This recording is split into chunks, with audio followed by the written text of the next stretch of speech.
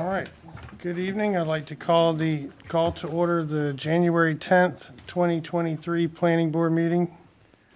Would everybody stand with us for a pledge of allegiance and a moment of silence? I pledge allegiance to the flag of the United States of America and to the republic for which it stands, one nation, under God, indivisible, with liberty and justice for all.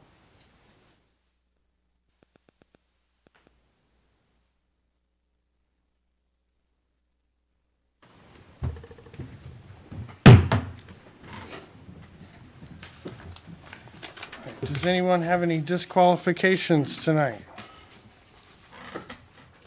All right, hearing none, we have a quorum with 5 people.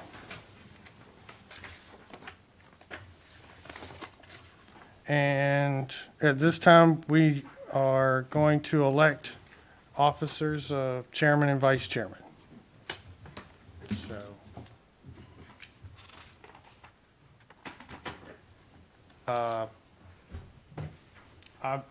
my time is up on this board, so it needs to be somebody other than me for those positions. So, if we're handling that. Well, Michael's not here. Let's nominate him. Surprise. I hope he's watching. Well, with that, I'll open the floor for a motion, and I'd like to nominate Mr. Brian Bass for chairman, if he will accept. I don't get paid more, do I? No, sir, you don't. I'll accept, yeah. I'll second it. All right, all in favor? Aye. Opposed? That would be you. And, okay, do you want me to handle vice chairman as well?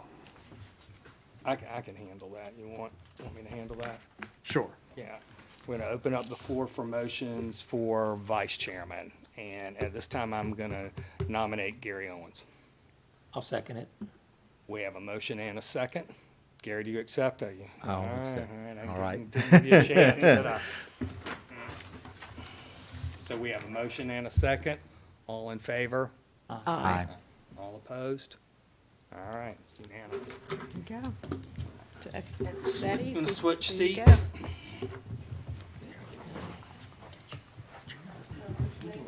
go.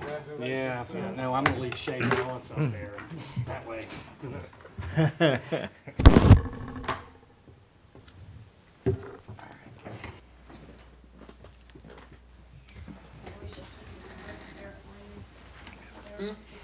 Oh, I'm sorry. That's all right.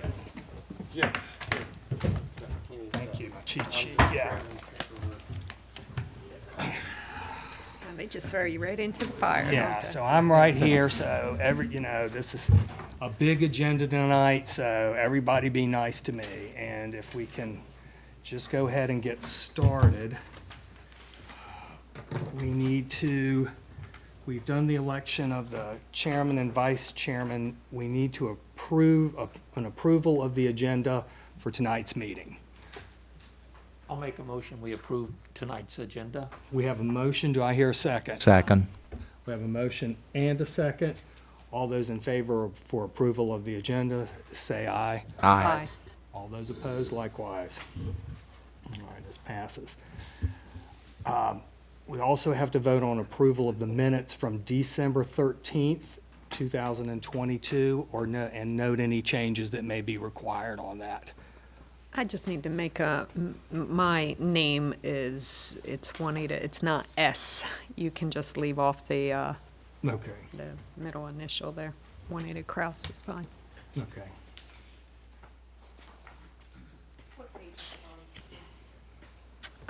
Page. On the roll call? Yeah. On the roll call, okay. Okay, so we have approval of the minutes from December 13th, 2022. Any discussion or any changes besides what Mrs. Kraus has noted? All right, noting no changes required, do I have a motion to approve? I'll make a motion to approve. We have a motion to approve. Do I hear a second? Second. Have a motion and a second. All those in favor for approval of the minutes from the December 13th, 2022 meeting, say aye. Aye. All those opposed, likewise. All right.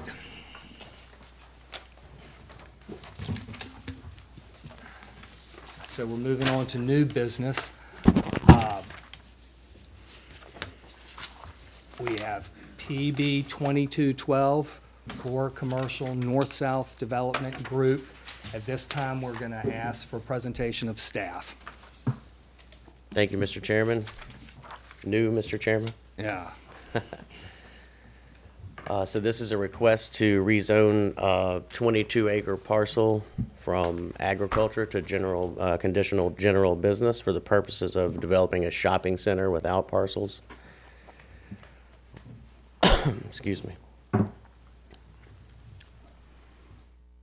You can see here that it's located just south of Survey Road, next to the Moyock Middle School. And you can see here the current zoning is agriculture, but you might notice across the road, across Survey Road, and then again across Currituck Highway, there's a large section of general business zoning and even some heavy industrial behind that. So it's a logical extension of that general business zoning district. Here's the proposed site plan, and I'll make note that this is going to be a phase development. The first phase being, is there a mouse up here? Oh. If you can read it, the large anchor store there with a few commercial buildings attached to it, be in the top left corner of the site plan. That's the first phase. Oh, thank you. Who's doing that, Tammy? Yeah, thank you. And then this other commercial building over here with more units attached to it, as well as the 3 out parcels in the front, will be developed as market dictates. You can see that the overall plan has some outdoor seating and some pedestrian circulation and open space areas in the center there.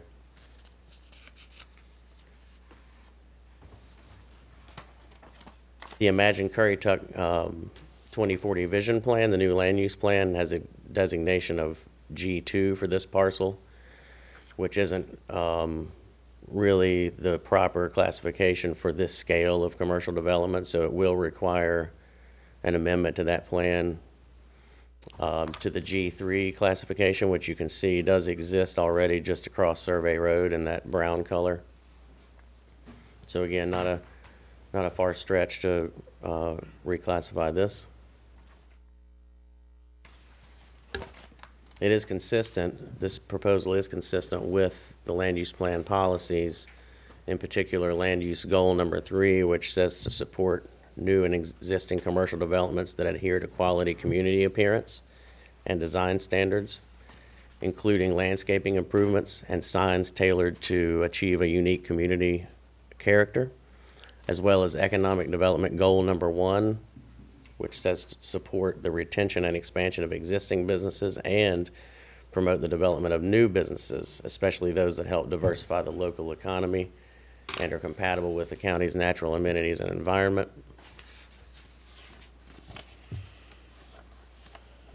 This also falls within the area of this included in the Moyock Small Area Plan, and that future land use plan has designated this as full service, which is appropriate.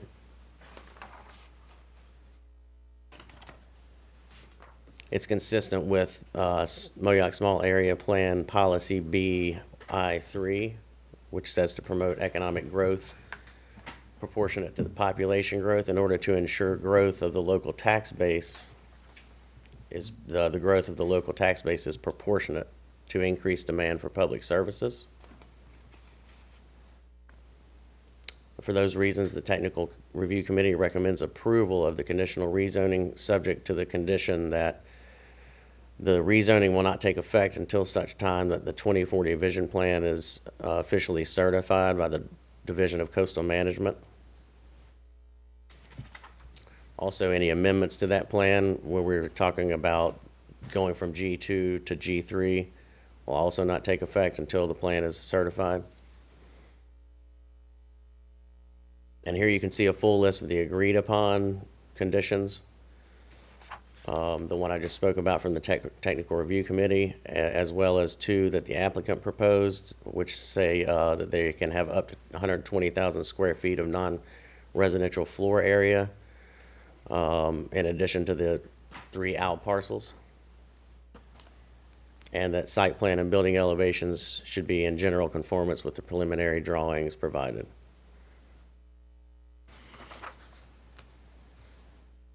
The proposal is consistent with the goals and objectives and policies of the land use plan.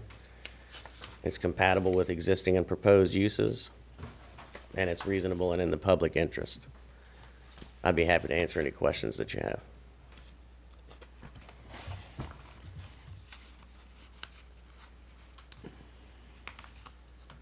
Sewage. How's that, where is that coming from? I don't have knowledge of that. Maybe you could ask the applicant or their representative. So any conditions of approval on this? Because I'm looking at the cheat sheet that we have. Yeah, It's not on there, but it would have to be from page 14. Yep.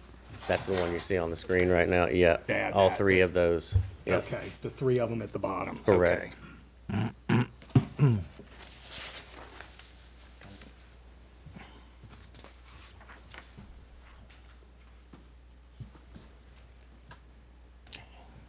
I will say I didn't see any areas set aside for septic on the plan, so I'm assuming that their intent is to hook up to sewer, but again, I don't really know. Okay.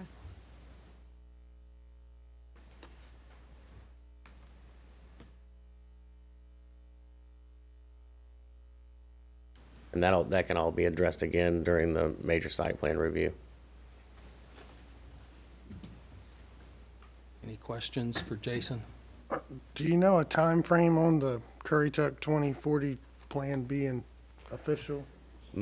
I Yeah. can give a quick update on that. We went through a round of comments from the state. We addressed those comments. We contacted the firm that's helping us do that. We have just last Friday gotten the final draft from them back addressing all the comments. So Friday we have a conversation with the state. We're going to send them the draft for final review and certification. So it's moving in the right direction, not as quickly as we had hoped, but it is moving in the right direction.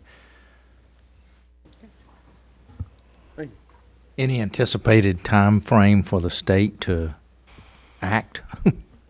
You know, normally they would say about, I would say 45 days, but I think the state is backed up. I know personnel, they are short a few personnel, and I also am aware that there was a rush from a bunch of localities to get their land use plans in. So I think part of the delay we're seeing is that they are just short-staffed and backed up. So it's really difficult to give a time frame.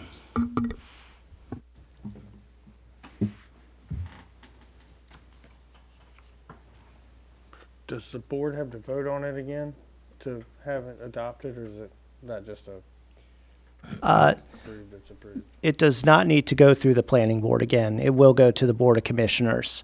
With that being said, if there were substantial changes, we would probably bring it back through the board, but all the comments that have come back, most of them have just been references, cleaning up images, and minor technical comments. Thank you.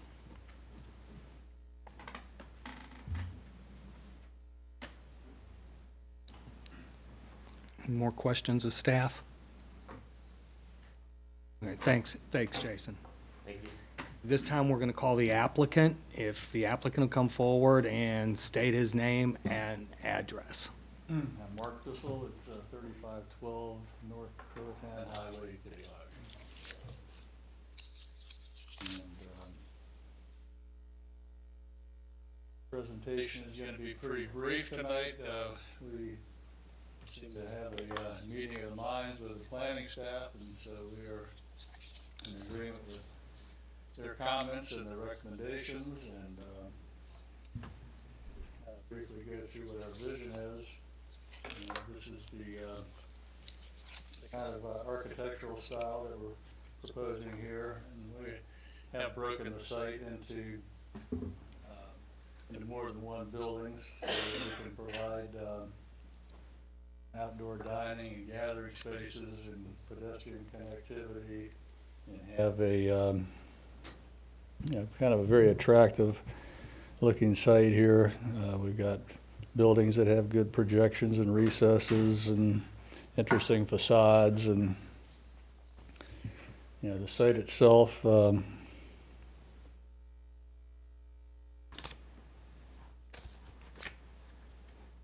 don't know if this I don't have a pointer. But that's okay. You can see we have some open space gathering areas. We have some outdoor seating areas shown with dining areas. And as far as the out parcels, we don't really have any vision for those yet. At staff's recommendation, just kind of put a block where a business might go on those. We would anticipate actually that the use would be less intense than what's shown here.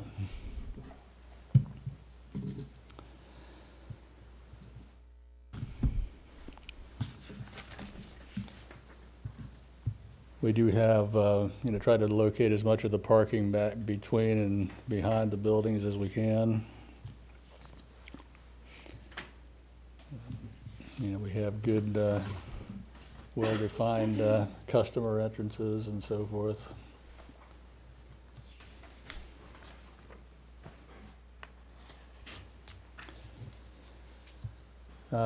So we were in agreement with adding that third condition, that this wouldn't become effective until the land use plan has been certified. There are 11 conditional zoning standards that are generally reviewed in connection with this kind of request, that it's consistent with county adopted plans, which is indicated in the staff report. It's consistent, that whether it's in conflict with any UDO provisions, which we're not aware of any, that it's required by change conditions, which basically you have increasing population, which is providing a need for additional services. That we think it's compatible with surrounding land uses, that shouldn't be any adverse impacts on nearby lands. It does continue a logical and orderly development pattern. There shouldn't be any adverse impacts on the environment. It should be adequately served by public facilities. And to answer your question, that would be a connection to the community wastewater system there. Eagle Creek. Eagle Creek. We actually anticipate that land values will be enhanced as a result of the development. And we believe that it's in harmony. Again, the changing of the land use plan category from G2 to G3 is a logical extension of the existing G2. And again, the Moyoc Small Area Plan does designate it as full service.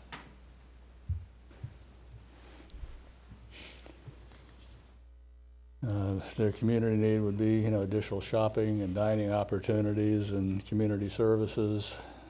We, of course, will be coming back for a special use permit if the rezoning is approved, and we'll adhere to the standards of the UDO. We do think it's compatible with the existing land uses. This is in the front part of the Flora development, and the Flora development has been, of course, approved for development as a residential community, but it hasn't actually been developed yet. So anybody buying there will know that there's a shopping center that's been planned for this 22-acre portion of the Flora farm. We will be managing the 100-year storm event. So we've got, as you've seen, these large stormwater BMPs on the site for that purpose, with overflows generally going down Survey Road and under 168. and the stormwater is separated from the residential community stormwater management.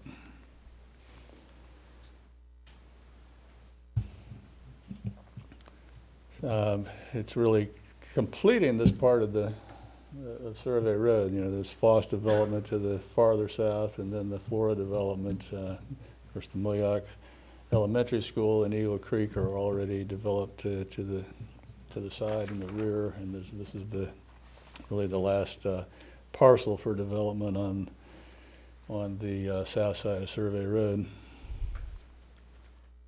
There aren't any wetlands or wildlife on the site. We have good buffers, good stormwater management being proposed, no impact on schools, and we'll be bringing forward a good solid engineering design once we get to that stage for the use. This will require a special use permit because of the size of the development. So you'll be seeing us again, hopefully. And anyway, we believe that it meets the 11 standards for approval of conditional zoning, and I would be glad to answer any questions. Any questions for Mr. Bissell? I guess mine was the sewage and just the concern about what we've heard so far with the Eagle Creek capacity. Yeah, we have a verbal commitment that there's capacity available. The facility is actually in the process of changing title, and they want to wait until that is completed before providing a written commitment on it. That should happen we think, within the next month. I've got a question, and staff might be able to help me on this as well. All right, we got the Foss property, now we got the Flora property, which is what we're looking at now. I believe the Flora property, this board originally approved 280 some houses, somewhere around there. I think that's 277. Yeah, close enough, yeah. Now, this development, will that change the number of houses that are coming in to that development? No, because this parcel was actually Separate left out parcel. of the. This- that was of the left out of condition- that. the rezoning that was done when that was rezoned to conditional MXR. You know, at the time, we thought that this was gonna be a site for the school, but then the Right. county decided to acquire the school site on Tulse Creek Road instead. Okay, so this is separate Not part and of that apart approval, from right. that, okay. The two connections you're showing, excuse me, that would be part of the Flora development. Yes, what you see on the left side of the screen is the main access to the Flora residential development, and we're providing a connection there. And then you see to the left of the parking area in front of the anchor store is an access to that road, and that actually goes through then to the Foss development as well from there. Right. So you actually have three accesses there. Right, so, eventually there's gonna be a traffic signal down at the Foss entrance, so this would be a ways, and then there's already a traffic signal there at the north end of Survey Road, so there'd be a couple of different ways to get in and out of here.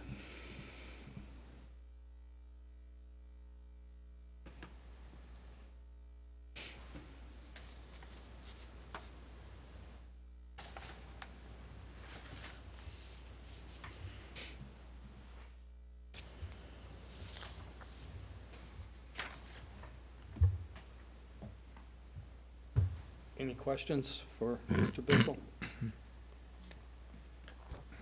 Thanks. Okay, thank you. Okay, now we're going to open up the meeting for public comment. If someone wants to speak on the case, if they'll come forward and state their name and address. Okay, and that we don't have anyone to speak on public comment, then we're going to open up our discussion for the board.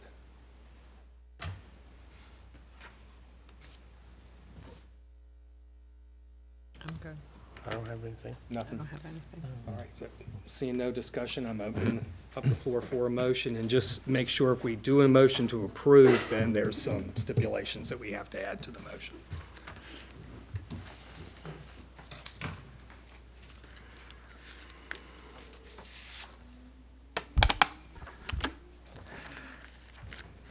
I move to recommend approval of PB 22-12 Flora Commercial because the request is consistent with Land Use Plan Goal 3 and Economic Development Goal 1.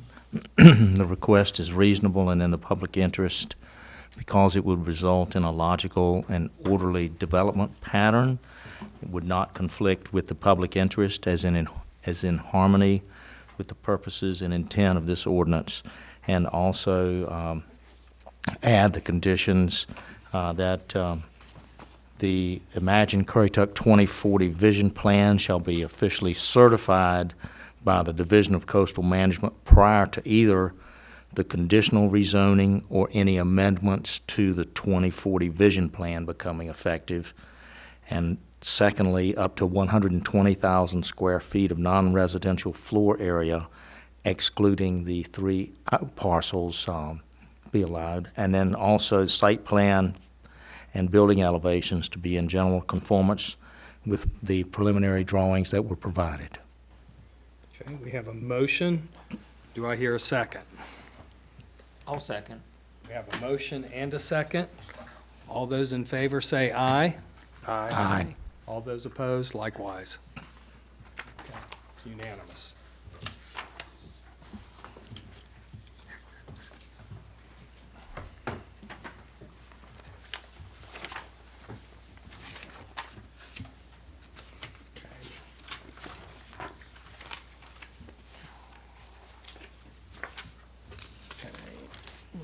Move on.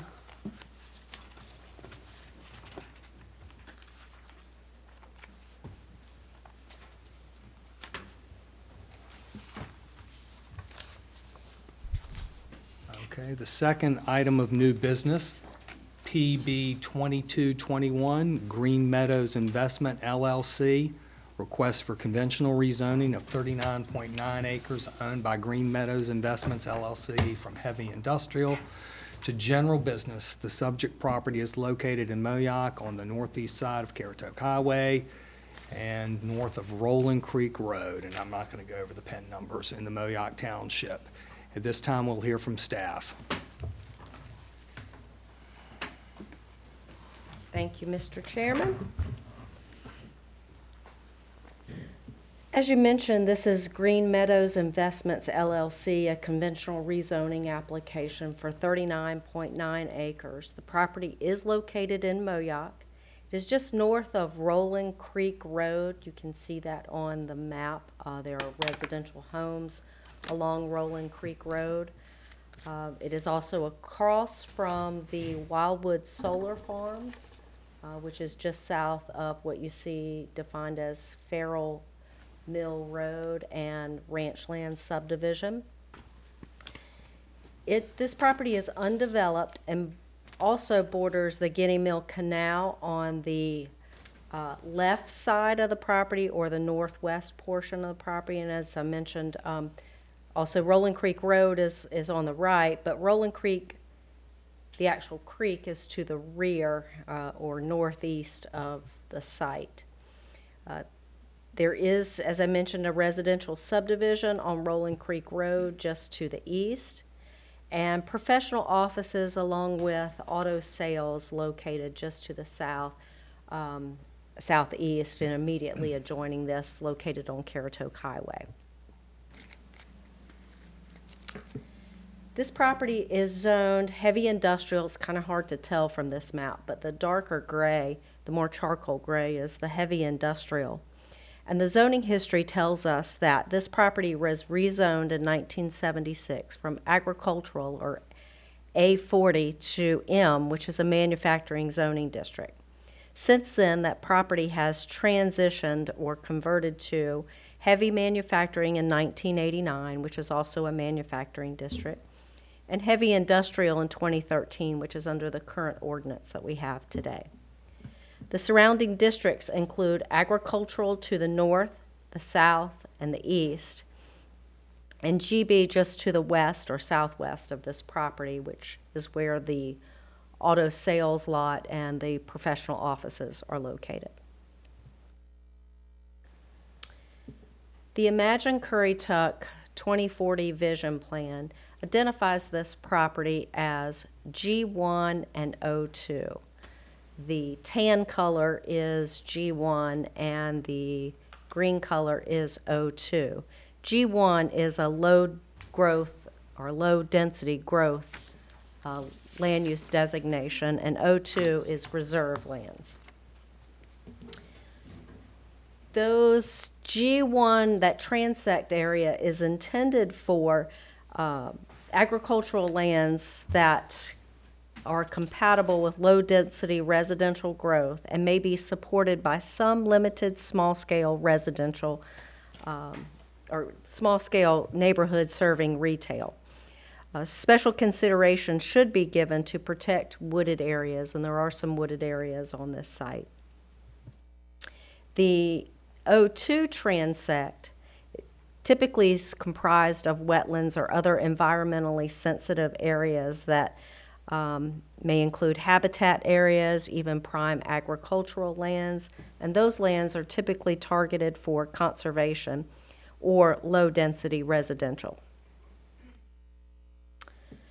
The Imagine Currituck land use goals, policies that are relevant to this property and this request are Land Use Goal 1, which encourages development to occur at densities appropriate for the location. Policy 1.2, and that considers the adopted small area plan policies and civic master plans. Policy 1.4, and that protects the uniqueness of the county through preservation of farmland, wooded areas, open space, water views, roads, etc. Infrastructure and county services, Goal 1, ensures that there is sufficient provision for services to support the anticipated growth and development and continue to enforce adequate public facilities. Goal 8 is to ensure that all public services remain at sufficient level to provide superior service to our growing population. Transportation Goal 1 is to improve our safety, traffic flow, access, and appearance of the major highways and roads. Environment Goal 1 is to preserve and protect the county's environmentally sensitive and significant and sensitive lands and surrounding areas. Policy 1.1 is to preserve coastal and non-coastal wetlands and riparian buffers for their natural resilient benefits. Policy 3.1 is to preserve those riparian buffers that are along canals, wetlands, sounds, rivers. Policy 4.5, conserve and protect coastal and non-coastal wetlands for their valuable function. And the Northern Mainland Land Use Policy 1.1 is to foster growth and development while maintaining a distinctive natural environment and natural rural character of the community.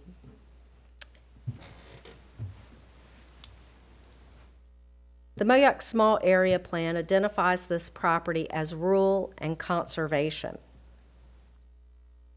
The tan area is rural and the green area is conservation. The two aren't quite aligned. The Imagine Currituck Plan and the Small Area Plan, if you remember on the Imagine Currituck, that conservation area is to the rear of the property. And this one actually follows Guinea Mill Canal and Rolling Creek.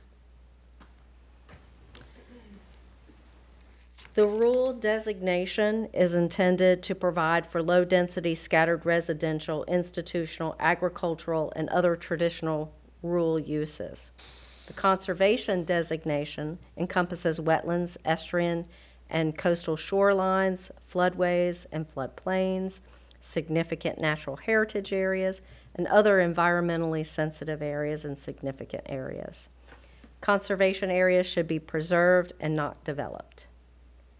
The policies relevant to this request found in the Moyoc Small Area Plan include policy CC1, which is encourage and foster development that is compatible with the rural atmosphere, transitional areas, and a small town Main Street feel consistent with the vision policies and future land use map of this plan. Policy ST1 is to promote the establishment of an area dedicated to the community serving businesses that foster a small town Main Street feel. And policy ST2, which supports local entrepreneurs that establish community serving businesses that diversify the local economy, are in close proximity to residential areas and promote community interaction. So this is the wetland layer that we have on our GIS mapping. It is based on state data, and although it is not a definitive or defined line for determining if wetlands are actually there, it is an indicator that there are most likely wetland characteristics along that area that's showing up in the green. They most likely have some environmental significance.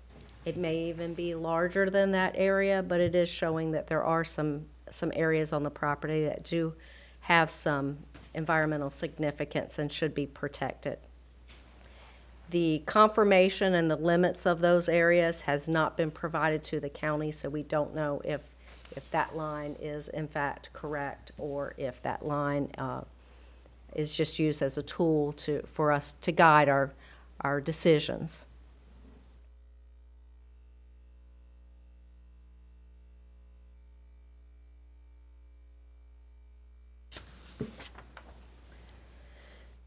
So the rezoning you have before you tonight is a matter that's committed to a legislative decision and at the discretion of the Board of Commissioners and isn't really controlled by any one factor. And the UDO provides for 11 items that you can evaluate and consider during this rezoning request.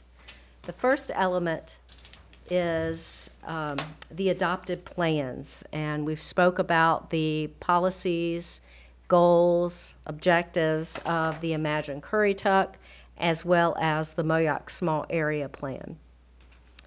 It also considers the impacts and compatibility of surrounding and nearby lands and land values. These elements include impacts on the natural environment, adequate public facilities, and change conditions. Beginning on packet page 36, you have a use comparison, and it shows the uses that are allowed in HI as well as GB. And what you typically see here, or what it's showing, is that the HI uses are more intense uses, and that's where you might find some compatibility issues. The GB uses are more customer-oriented and allow residential development. On packet page 34, there's also a lot size comparison between the two districts. And what that shows is there is an allowance for residential in the GB, allows for 40,000 square foot minimum lots. And in the heavy industrial, there are no single-family, multifamily allowable uses, and the non-residential lots require an 80,000 square foot minimum lot size.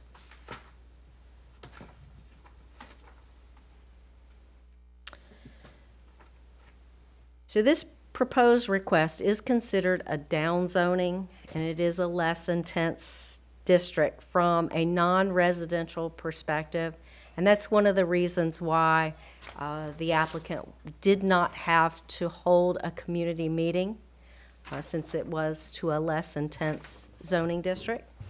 When rezoning is evaluated against the adopted plans, we are looking for compatibility, and there are still concerns with the conventional zoning that it cannot provide all those assurances that you typically see and are able to address and make concessions and provide for development plans that would make the plan more consistent with the goals and objectives and policies of those adopted plans.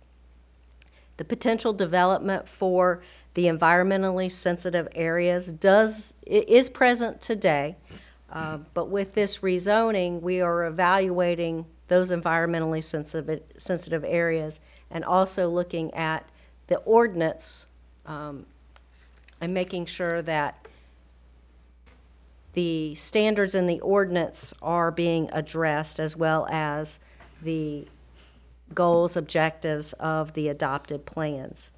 And we want to make sure that those areas are protected.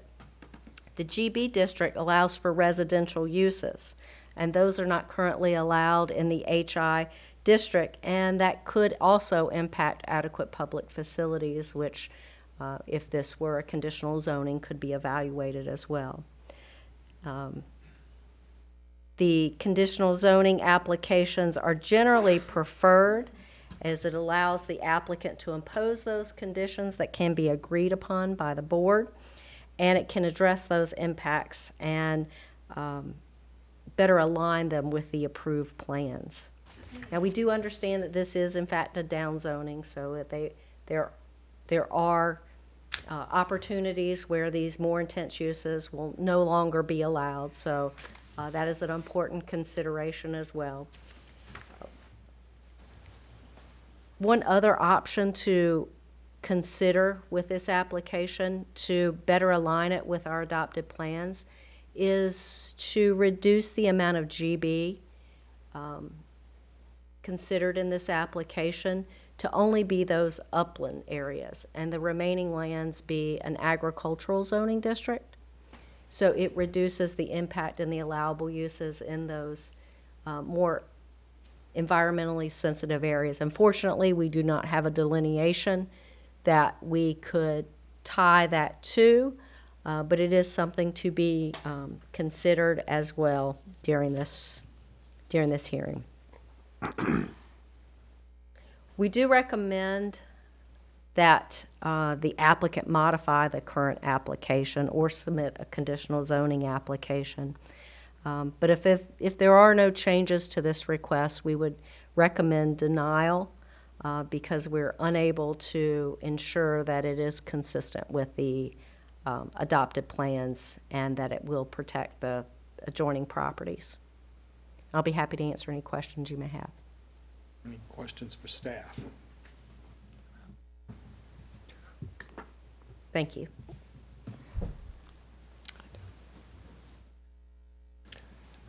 Okay, since there's no questions for staff at this time, will the applicant come forward and state their name and address?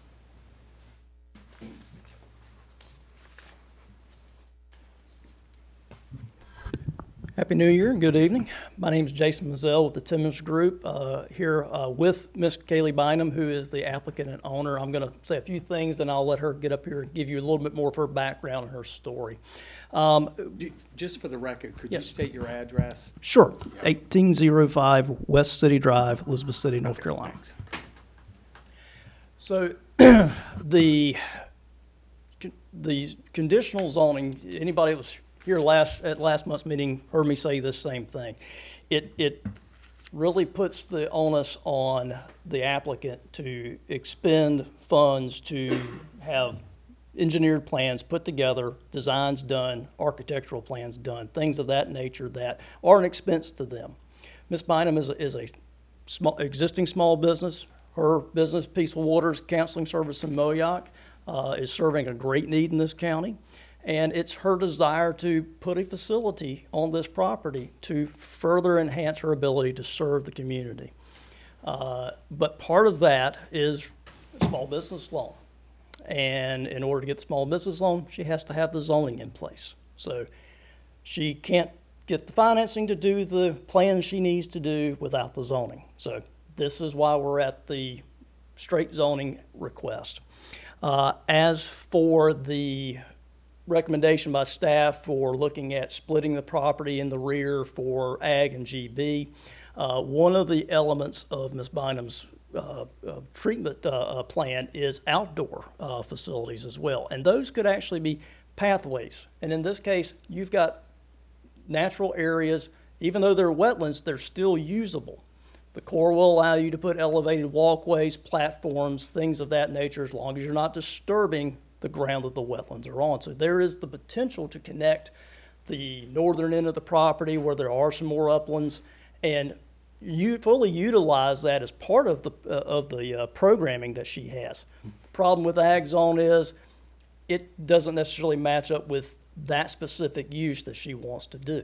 So that's what's driven the decision to continue down the path of having the entire property rezoned as GB. As for the history of the property, like I said, it has been industrially zoned for quite some time. The last owner had proposed a auto shop there, so very much the GB would provide more compatible uses with what the land use plan is wanting to have adopted there with the businesses that would be allowed. So if you're taking aside just her specific use and you're looking at GB as a whole, it isn't more in line with what the desired outcome for the land use plan is, even though the area in the back would need to be adjusted to the same designation as the front portion of the property. Short of that, I'll be happy to answer any technical questions in regards to the property or the zoning or the environmental conditions. And then after that, I can let Ms. Bynum come up and give you a little more background about her and her plans. Any questions for the applicant? Jason, Yes, sir. when you get to, if we were to approve what you've got here, and then when you get to the site plan approval part of the project, would a wetland delineation be part of that Absolutely. at that point? Absolutely. At that point, you're having wetland delineation formally done with the Corps. Those areas would be surveyed in and delineated on the base map. Any of the improvements that would be proposed at that time would take into account any of the riparian buffers that are required by both the Corps and the county. If any of those wetlands are designated as CAMA wetlands, at that time we would address anything that was a CAMA buffer. So again, there's a lot of regulatory items that are going to control what can be done in and out of those areas and adjacent to those areas. So there are provisions to protect those areas regardless of a zoning designation. And they would be that today if somebody brought an industrially zoned use in front of the planning department. I think you answered my question. Thank you. Thank you.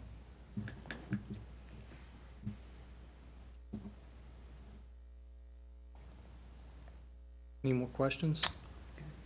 Okay. On that note, I'll let Ms. Bynum come up and share a little bit with you.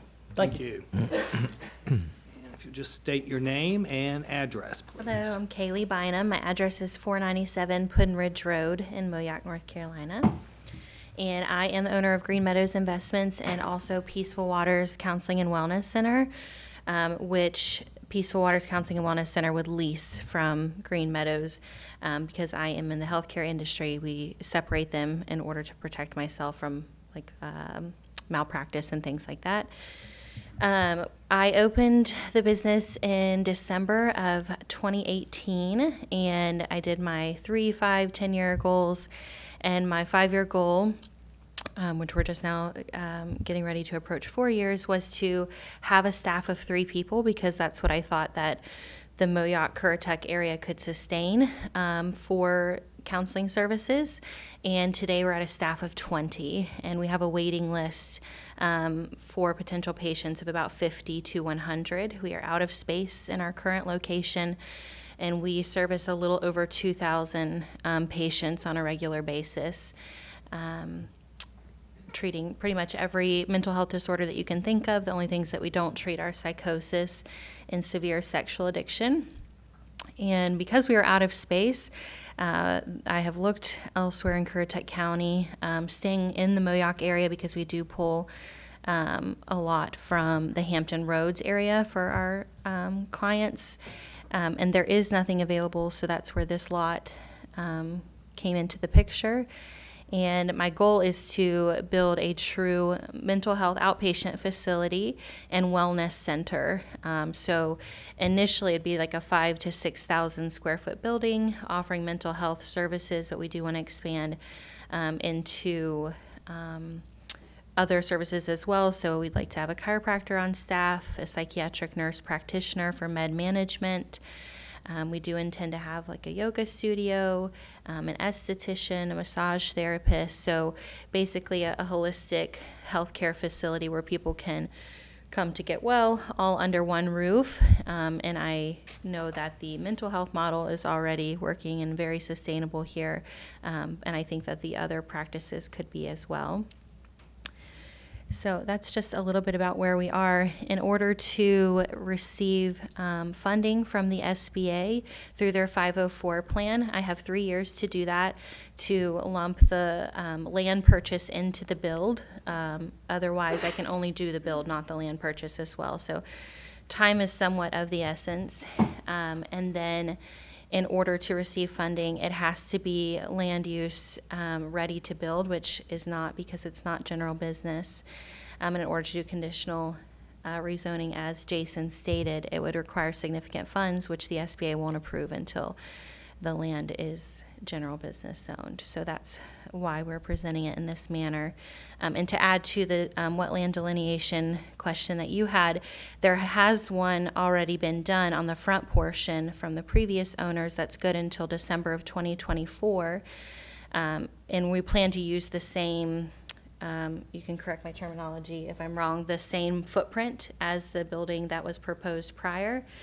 And there is 0.02 acres of wetlands on that, which is a very small, teeny tiny portion, which would not impact what we're planning to do initially, which is just utilize the front portion. I don't know how to go back to the map, but that little teeny tiny square, right, that rectangle portion right up on the front, that's off of Currituck Highway. But we'd like to also, have the opportunity to do other things within that wellness model later down the road if need be.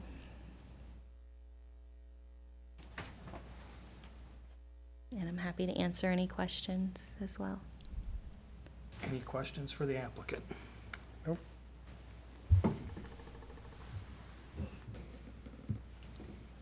If we were to approve it as you're requesting, do you have any plans for residential at all? No, not at this time.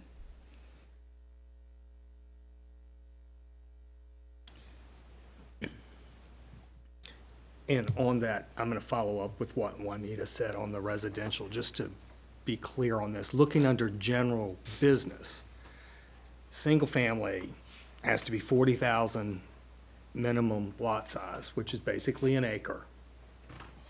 And the property is 40 acres, give or take, 39.9.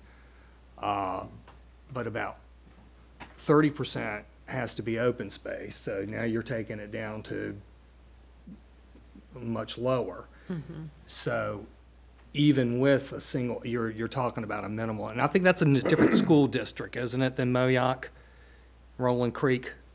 Yes, it is, and and right now, with the way the ordinance is structured for subdivisions, this would have to go back in front of the Planning Board and Board of Commissioners for approval based on the infrastructure needs. Yeah, I mean, it would just be such a small, probably, Wouldn't even be if it worth went to it. single family, we're not talking about a significant amount of homes possibly. Max, I think, would be like 28 homes. Yeah. would be the max. But that wouldn't even fit with the wetlands. That wouldn't fit, not when you've got the wetlands and the open area. You're really talking minimum, plus it's, as far as adequate facilities, without the school issue, you're, And with I was involved in the previous project that went on the property, or was designed on the property, and soils in the back beyond the front portion wouldn't support the septic anyway, so you're really limited to the upfront portion of the property. Short of the ancillary recreation style uses that would go in with her facility, there's really not the upland area, contiguous upland area to be able to do anything like that. Okay. Any more questions? Okay, thank you. Thank you. All right, this time the board will discuss and then entertain a motion.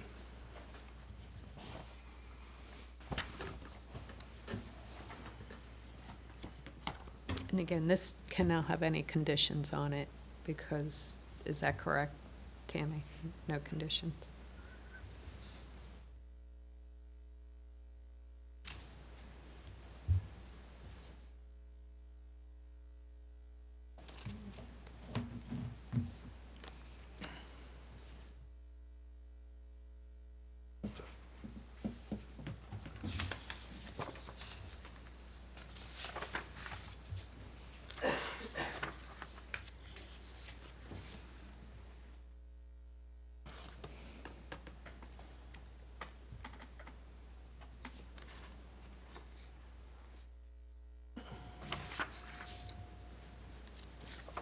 Any further discussion? Yeah, I do have a question for staff, though, just so I'll know, because this is something that's could come up later. Okay, so basically, we've got an issue here where you're downzoning something to a less intensive use. But because of the Moyoc small business plan, it's the Imagine Currituck and then the Moyoc small, is it the Moyoc small business plan? Small area. Small area plan, I'm sorry, small area plan, Imagine Currituck. Those things have been put in place since the original zoning, when it was heavy industrial. What I'm getting at is you may have more and more issues within Moyoc where something is downzoned to a less intense use, but because of these new Change conditions. changes that are out there, subjective changes, you're gonna have this issue crop up sometimes from time to time. Yes. So, okay, I just want to make a clarification on that, because it's something that could happen more and more as Moyoc develops. And there are some instances, just like with the prior item, where you might need to amend the plan. In this instance, looking at the designations that currently exist in the Imagine Currituck, there are some neighborhood serving commercial uses that are allowed in the G1. They are not allowed in the O2. But if the applicant were to need some type of use permit, it would be evaluated again through that use permit application. Okay. If it's a use that's permitted by right, we would not reevaluate it, but if it's a use that is requiring a special use permit, then it would be something that we would look at again with that particular use and then the impacts, because at that point, you'd have a site plan. Okay. Okay. Okay. Thank you. Thanks, Donna. So with no further discussion, I'll entertain a motion. I'm going to make a motion to approve. Okay? I move to recommend approval PB 2221 Green Meadows zoning map amendment because the request is consistent with the Imagine Currituck 2040 vision plan, because the request will result in a less intensive zoning district. It will result in future non-residential uses that will meet higher quality design standards along with Currituck Highway and community compatible standards of the UDO. The request will reduce the potential for non-compatible highway-oriented industrial uses. It also, I think, meets the Moyoc small area plan, policy ST1, promote and establish the establishment of an area dedicated to the community serving businesses that foster a small-town Main Street feel. It supports local entrepreneurs that establish community-serving businesses that diversify the local economy and are in close proximity to residential areas and promote community interaction. The Imagine Currituck 2040 vision plan, infrastructure and county services. It ensures sufficient provision of services to support associated growth and development and continue to enforce the adequate public facility ordinance. It ensures that all public service remain sufficient to levels to provide superior service for the growing population. The request is reasonable and in public interest because the request will reduce the potential for adverse impacts of high-intensity uses on nearby lands. We have a motion on the floor. Do I hear a second? I'll second. We have a motion and a second. All those in favor say aye. Aye. Aye. All those opposed likewise. Motion passes. Yes. It's David, yeah.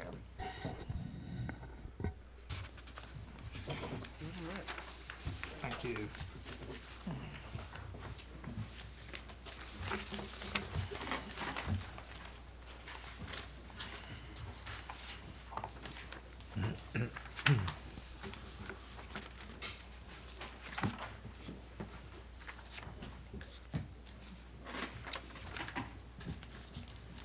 Okay, we're going to move on.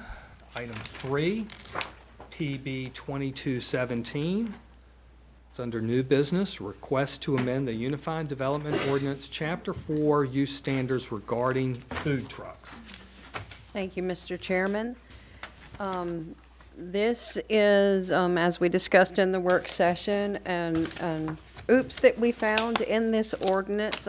Prior ordinances allowed the retail sale of food, also known as food truck, as an accessory use without the food truck being associated with a brick and mortar store and on the same lot as a brick and mortar store.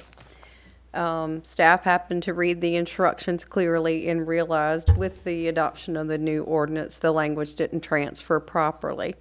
And food trucks are one of our most popular calls, and when we had to start enforcing it the way it was written and brought it to the attention of the commissioners at their retreat, it was in fact intended to be written as you see tonight with the text amendment that food trucks are allowed without the brick and mortar store, and they do have to be on a lot with a business, so they do still have to be an accessory to something. They can't just be on a lot all by themselves, but they do not have to be on the same lot as a brick and mortar store or associated with a brick and mortar store. So basically what you will see is the very last sentence, retail sale from a vehicle. We're just adding that the vehicle does not have to be associated with a storefront restaurant or be located on the same lot associated with as an associated restaurant.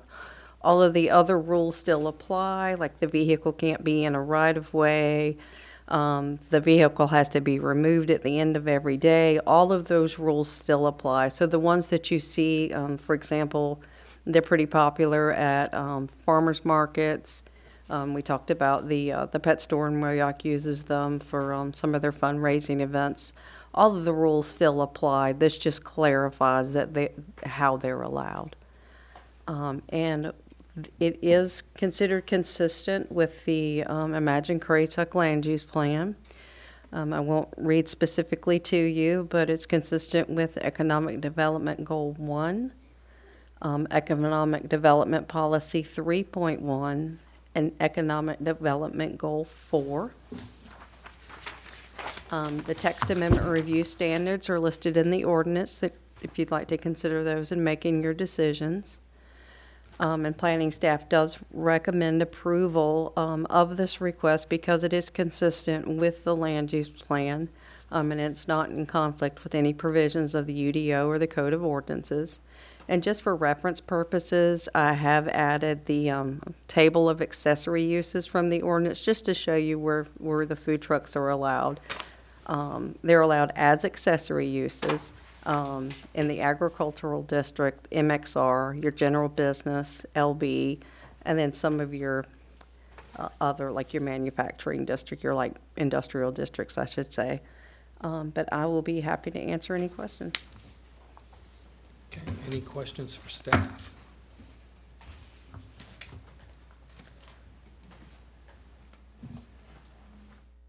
Okay, since there's no questions for staff, any discussion from the board? All right, hearing no discussion, we'll entertain a motion. I'd like to make a motion to recommend approval of PB 22-17, Currituck County Parents Food Trucks and Parents, because the request is consistent with the Imagine Currituck Land Use Plan Economic Development Goal 1, Economic Development Policy 3.1, and Economic Development Goal 4. The request is reasonable in the public interest because it is consistent with the above LUP goals and policies and is not in conflict with any provisions of the Unified Development Ordinance or the County Code of Ordinances. Okay, we have a motion. Do I hear a second? Second. We have a motion and a second. All those in favor say aye. Aye. Aye. All opposed likewise. Motion passes. Y'all still ready to keep going? Everybody okay? Okay. Moving along. How are you doing over there? I'm doing fine. I just want to. I think I just set a record. Just for the record, I think we just set a record. Did we for I for think that? so. For quick, yeah. Yeah. Okay, we're going to move on to PB 22. No, it's actually number 4, PB 22-18, Currituck County, request for a text amendment to the UDO, Chapter 1, Section 1.4, to exempt county and county school projects from the requirements of the Unified Development Ordinance. And we will hear from staff. All right, thank you, Chairman. As you read, this text amendment would exempt county and county school projects from meeting the requirements of the UDO. Like the other text amendments you're considering tonight, this was discussed at the Board of Commissioners fall retreat, and staff was given direction to move this forward. In order for this to happen, there's actually 2 amendments to the ordinance that will take place. The first one is to Section 1.4.2, and these are things that are exempted from the UDO. Staff suggests that the language be added that the development by the county or its agencies or departments and County Board of Education, and that would allow it to be exempt. The second item that has to change is Section 1.4.3, and this is the application to government units, and this is removing Section A, which, right now the Section A says that government units are subject to the UDO. This would be removing it from that section.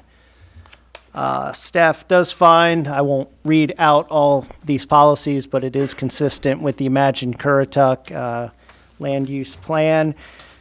When you look at this slide, think about really the point being that this text amendment would encourage flexibility and ease of development to better allow the county to meet the adequate public services for its residents. I will read out that the applicable land use policies are Land Use Goal and Policy 4, Infrastructure and County Service Goals Policies 1, 2, 3, 7, 7.1, 7.3, 8, and 8.1, and finally Parks and Recreation Goal and Policy 1.5. But again, the overall, kind of ethos of this is that it would better allow the county to meet the needs of the residents. So as such, staff is recommending approval. It feels it is consistent with the UDO and the goals and policies of Imagine Currituck Plan, and would allow the county to be more fiscally responsible and flexible in addressing infrastructure needs. So with that, I'm happy to answer any questions. Okay, any questions for staff? I do have one question, though. Yes, sir. When we look at the word projects, Yes. that's the only, that word sort of bothers me because it can mean anything. What was the intent? Was the intent for building, actually buildings, or projects could be like a festival, a fair? That's the only question I have on this. that word, But it's for the schools. right, Right. but The- a project can be, Right, I get what you're I'm saying. asking- So I'll try to elaborate on the intent of it. And the Okay. intent is, when you're looking at development of a site, okay, was the intent of the ordinance. okay, for development and a. Right. Construct, okay, that's fine, because the word project, it could mean a festival, a fair, and, that there would be no rules at all, because it's a blanket statement, pretty much, that they would not have to adhere to the UDO. Right. And that was the only concern I have, but if that was the intent, then that's. Yeah, the intent and the way it's written, development by the county, it's intended for development of, specific sites Okay, where the staff looks at the requirements of the UDO. that's fine. All right, thanks, Kevin. Thank you. All right. Any more questions?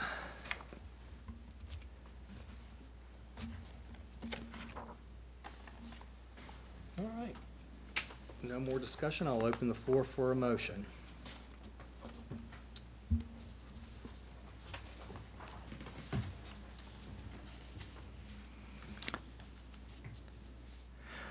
I move to recommend approval of PB 22-18 Currituck County Text Amendment County Exemptions because the request is consistent with Land Use Goal and Policy 4, Infrastructure, and County Service Goal and Policies 1, 2, 3, 7, 7.1, 7.3, 8, and 8.1, and Parks and Recreation Goal and Policy 1.5. This request is reasonable and in the public interest because it is consistent with the UDO and County Code of Ordinances and is consistent with the goals, objectives, policies, and action statements of the Imagine Currituck 2040 Vision Plan. Okay. We have a motion on the floor. Do I hear a second? I'll second. We have a motion and a second. All those in favor say aye. Aye. Aye. All those opposed? Likewise. We have a nay. Motion passes.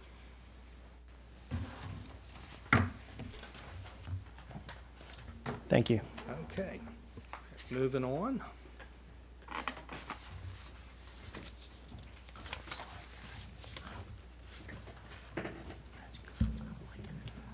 Okay, 22, item number 5, under new business, PB 2219, Currituck County.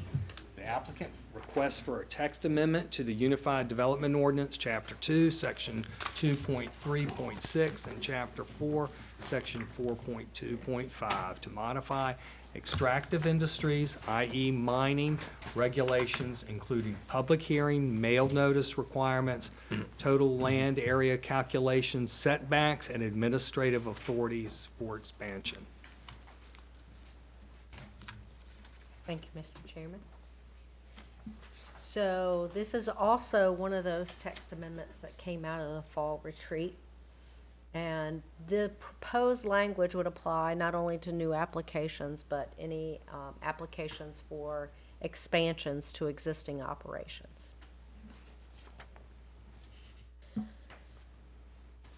So the request modifies 4 areas in the ordinance.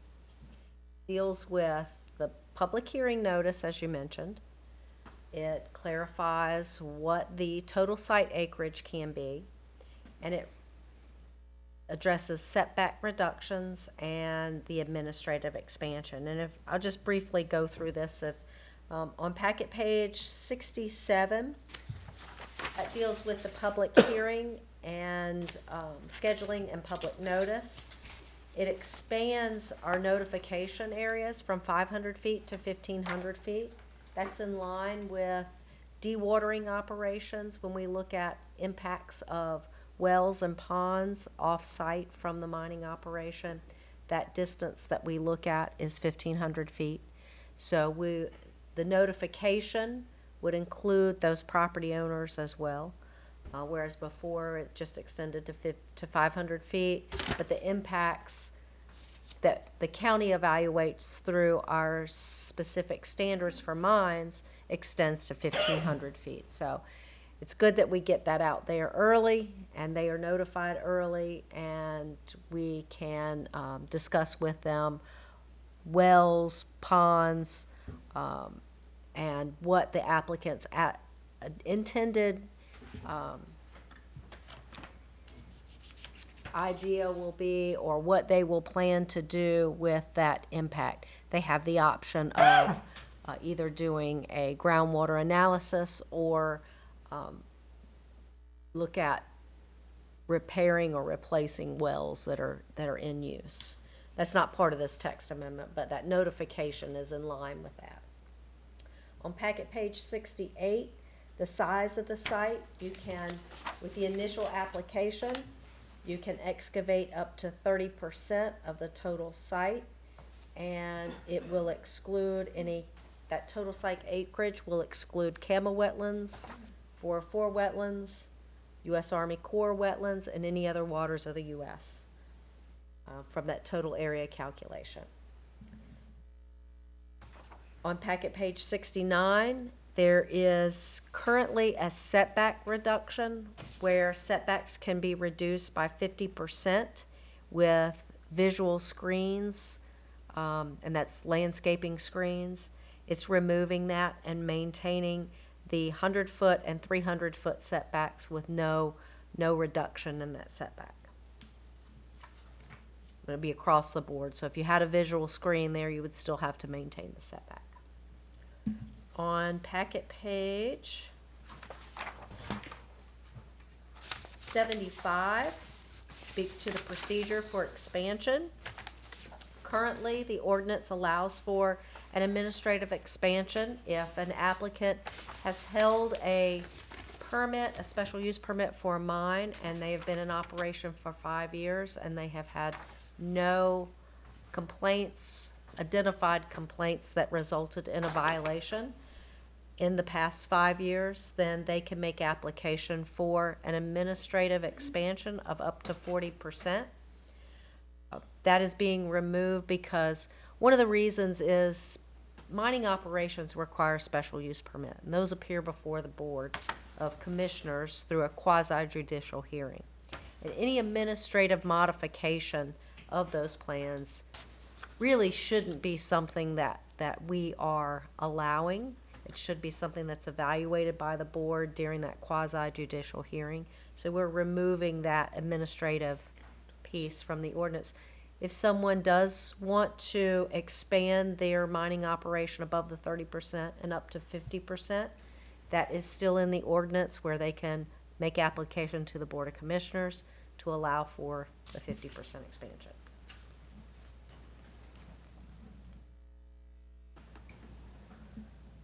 The proposed language is consistent with the Imagine Currituck Vision Plan. There are only a couple of actual policies that address mining, but with mining, there's usually the secondary impacts with those that are really the consideration, and that's where the other statements come from. So it's consistent with Land Use Goal 2, Land Use Policy 2.6, Action CC ACT 12, and Environment Goal 1. Staff is recommending approval of this text amendment because it is consistent with the goals, objectives, policies, and actions of the Imagine Currituck Vision Plan, and it is consistent with the UDO and other county ordinances. And I'll be happy to answer any questions you may have. Any questions for staff?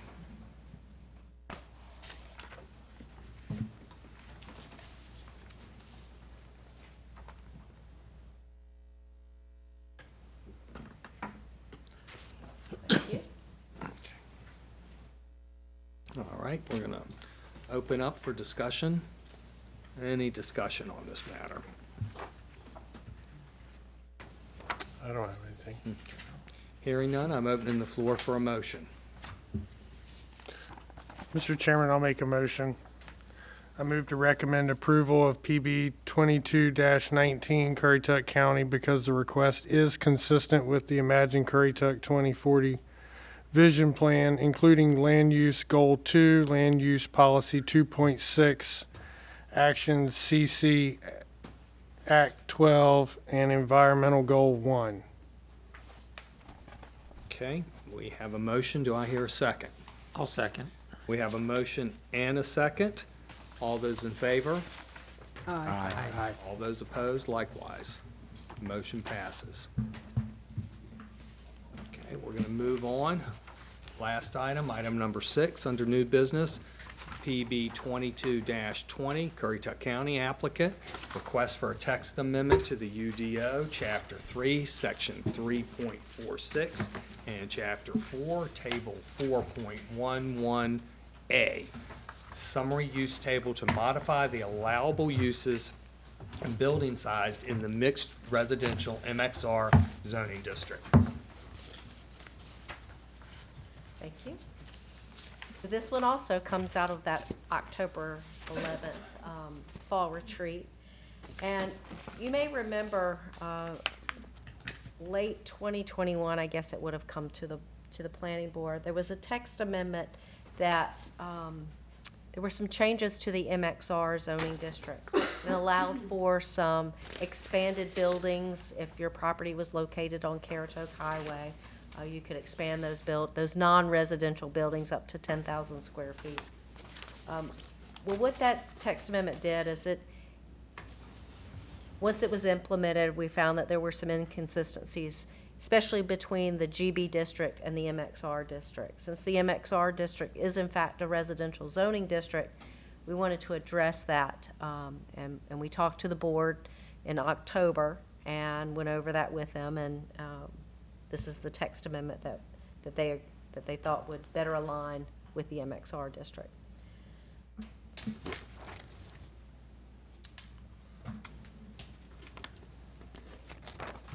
I'm going to go through a couple of pages with you in your packet to show you exactly where those changes are occurring. On page 84 in the district purpose, that language previously said that the MXR district would allow for moderate densities as well as very low intensity neighborhood serving commercial.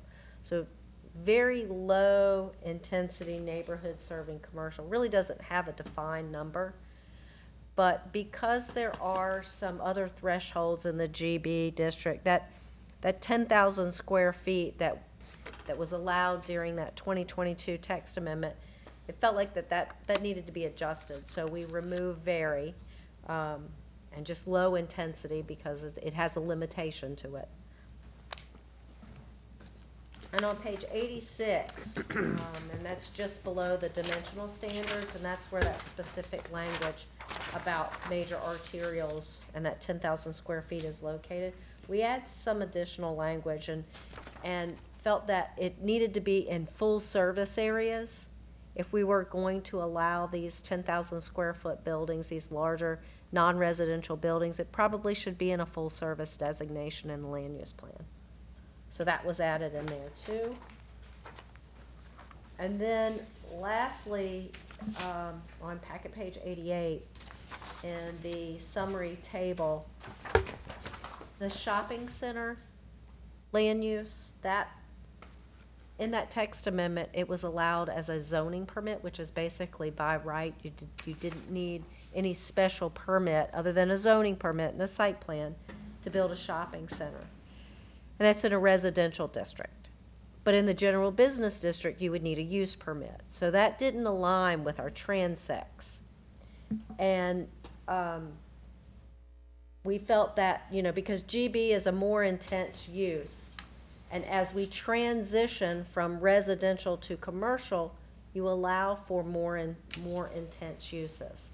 So we felt like that use needed to be removed from the MXR district so that it would align with that transect methodology that's in the Imagine Currituck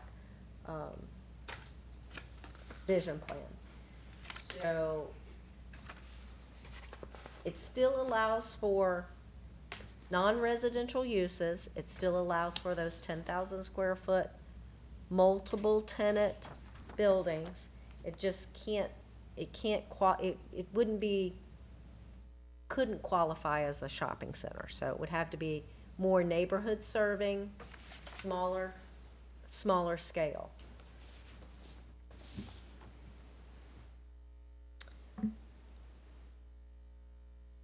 Staff recommends approval of this text amendment because it is consistent with the goals, objectives, policies, and actions of the Imagine Currituck Vision Plan, and that includes the transect profiles, especially for the G1, G2, and G3 mixed-use corridors. That CC Act 44, which is that neighborhood serving commercial policy statement, and Land Use Goal 2, and Land Use Policy 2.2, and it better aligns the non-residential intensities between these zoning districts, and it's consistent with the district purpose and intent of the zoning districts and the Unified Development Ordinance, and will result in a logical and orderly development pattern. Happy to answer any questions. Any questions for staff? I just kind of have just a small question here. When I look on page 88 at the table summary use, that's where the shopping center is crossed off, but the grocery store and retail establishments, does the grocery store still can go in the MXR?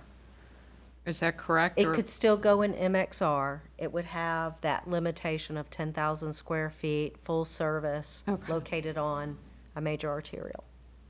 Okay, that's what I wasn't sure about. Okay. When this was brought up originally, I think they were proposing it on a site there in Grandy somewhere, if I'm not mistaken. If it's the right text. Is that site full service It is. that they were? It would meet one of those G1, G2, or I think it's actually G3, if I'm not mistaken, their site. Cool. Thank you. All right, any more questions for staff? I don't have anything else. All right, I'm going to open it up for discussion by the board.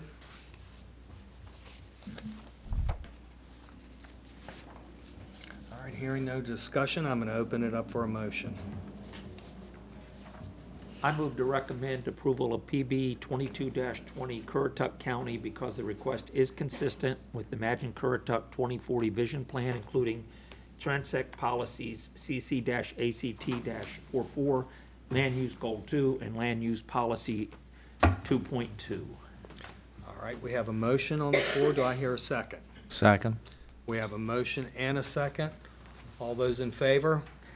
Aye. All those opposed, likewise. All right, motion passes. All right, we're done. At this time, I'm going to ask Mr. Kemp if he's got any announcements for us.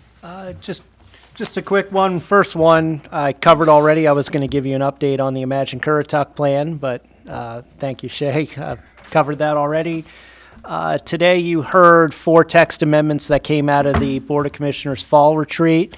Their next retreat is tentatively scheduled for February 3rd and 4th, so we don't know yet what's on that agenda, but you very well could get some more text amendments before you. And lastly, on behalf of myself and the whole planning staff, Shay, we would just like to thank you for your service and serving on this board as chair. We've all really enjoyed working with you. 4 years. Thank you. Okay, at this time, I'm going to entertain a motion to adjourn. Make a motion, we adjourn. We got a motion to adjourn. Do I hear a second? I'll move to second. We got a second. All those in favor say aye. Aye. All those opposed, likewise. Good job.